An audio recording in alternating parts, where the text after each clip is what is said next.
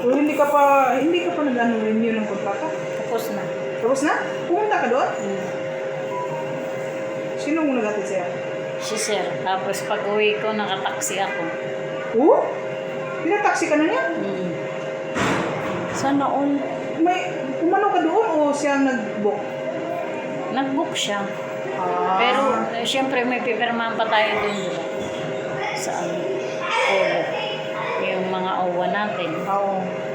Magkano ganun pa rin yung bayad? Oh, 94. 94. Ganyan Tapos siya, oh. 40 pesos. Sige mo lang. I-receipt ko. Ano? At may receipt, hindi ah.